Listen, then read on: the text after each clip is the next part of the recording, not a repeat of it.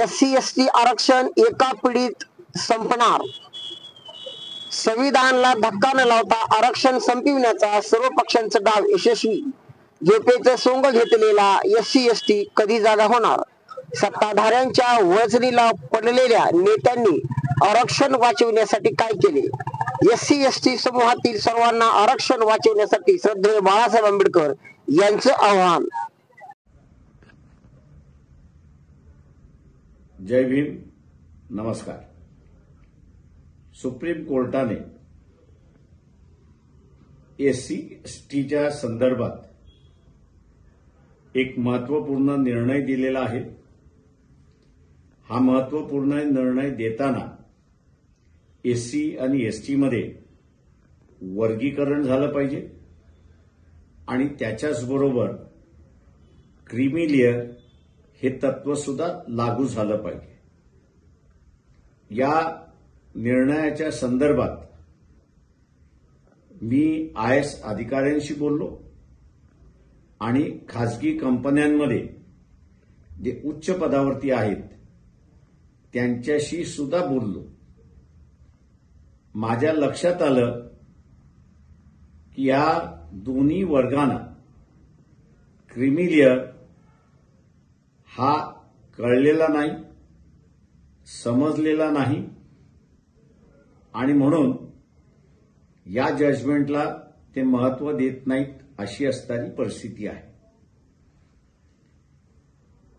Supreme कोर्टाने creamy layer ठरवताना त्यांनी क्रीमी लेअरची व्याख्या केली आणि क्रीमी लेअरची व्याख्या करताना त्यांनी असं म्हटलंय की एखादं SC मधलं कुटुंब किंवा ट्रायबल मधलं कुटुंब यांनी आरक्षणाचा फायदा घेतला असेल, आरक्षणाचा लाभ घेतला असेल तर यापुढे त्या कुटुंबाला आरक्षण लागू होणार नाही, मिळणार नाही अशी असणारी परिस्थिती आहे. याचाच अर्थ आपण आरक्षणाचे लाभार्थी असाल तर आपलं कुटुंब यापुढे आरक्षणाचा लाभ घेऊ शकणार नाही. हा निर्णय देण्यात आलेला आहे.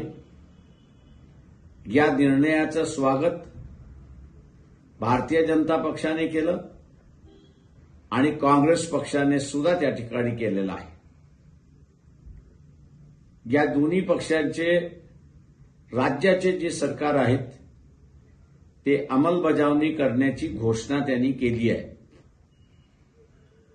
ज्या अधिकाऱ्यांशी बोललो ते IAS असतील किंवा खासगी क्षेत्रामध्ये असेल, हा निर्णय लागू होणार नाहीत असं ते म्हणतात आहेत. त्यांचं म्हणणं हे पूर्णपणे चुकीचं आहे.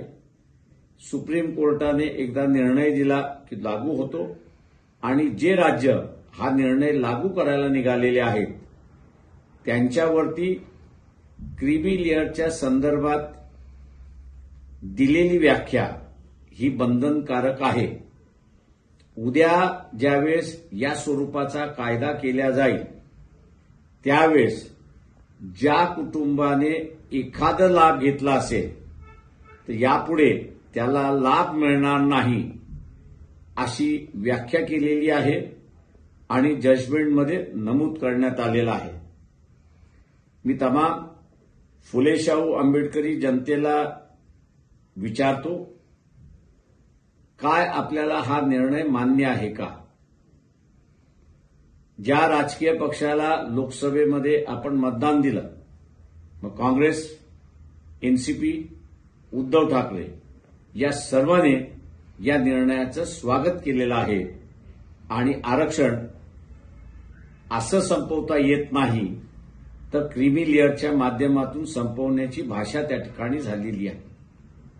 माझं आव्हान आहे, शिकलेला वर्ग, मग तो डॉक्टर असेल, इंजिनियर असेल, तो IAS अधिकारी असेल, खासगी संस्थेमध्ये काम करणारा असेल, वकील असेल, आर्किटेक्ट असेल किंवा इतर ठिकाणी असेल, ज्यांनी लाभ घेतलेला आहे त्याला आरक्षण यापुढे मिळणार नाही या मताचे आपण आहात का, हा सगळ्यात महत्वाचा प्रश्न आहे.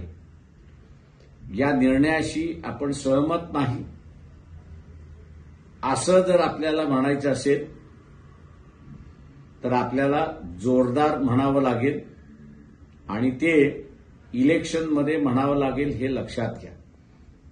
वंचित बहुजन आघाडीने अगोदरच या निर्णयाला विरोध केलेला आहे